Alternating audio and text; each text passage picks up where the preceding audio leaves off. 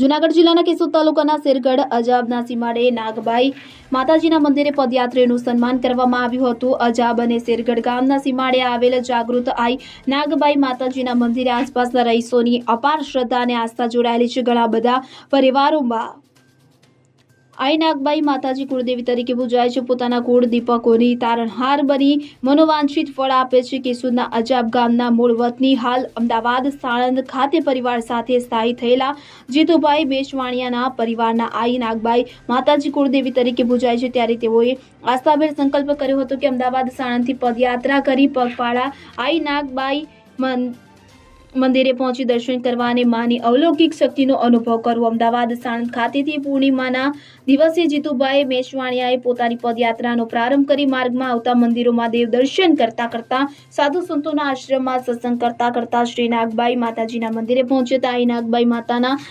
ચરણોમાં શીશ નમાવી આશીર્વાદ પ્રાપ્ત કર્યા। ત્યારે પરિવાર પણ આ મૂલ્ય ઘડીએ સાથે જોડાયું હતું। અમદાવાદ સાણંદ ખાતેથી પખવાડા દર્શને આવેલા જીતુભાઈ મેશવાણિયાનું હાર તોરા કરીને સાલ ઉડાડી સ્વાગત સન્માન કરવામાં આવ્યું હતું। બોલો શ્રી નાગબાઈ માત કી જય। જય સિયારામ। મૂળ અજાબના જ વતની અને હાલ અમદાવાદ સાણંદમાં રહેતા અને જેમના કુળદેવી નાગબાઈ માં છે એવા હરિકૃષ્ણભાઈ કેશવદાસ મેશવાણિયા ઉર્ફે જીતુભાઈ મેશવાણિયા ગુરુ પૂર્ણિમાના પાવન દિવસે પદયાત્રા કરી રાત ને દિવસ પગપાળા ચાલી અને એમના કુળદેવી નાગબાઈમાં જે અજાબ મુકામે છે 380 કિલોમીટર જેવી પદયાત્રા કરી અને આજે અહીંયા અજાબ માતાજીના ચરણમાં આવ્યા છે। માતાજીમાં અતૂટ શ્રદ્ધા અને વિશ્વાસ આ જીતુભાઈ મેશવાણિયા ધરાવે છે। એમના પરિવાર મેશવાણિયા પરિવાર છે, એમની કુળદેવી છે। સુંદર મજાનું આ ધામ છે। આ માતા બધાની મનોકામનાઓ પૂરી કરે છે। શ્રદ્ધાથી તમે માતાજીને જે કાંઈ પણ કરો, જે કાંઈ માનતા રાખો તો આ નાગબાઈ માં છે પૂરી કરે છે। એનું અતૂટ ઉદાહરણ આપણે જોઈએ તો આ જીતુભાઈ મેશવાણિયાનો પરિવાર છે એ અહીંથી જ્યારે ગયો ત્યારે એમને કોઈ પણ પ્રકારનું કાંઈ નહોતું। એની જાત મહેનત, માતાજીની શ્રદ્ધા, અત્યારે એના પરિવારમાં સુખ, શાંતિ, સમૃદ્ધિ બધું માતાજીની કૃપાથી, માતાજીના આશીર્વાદથી છે।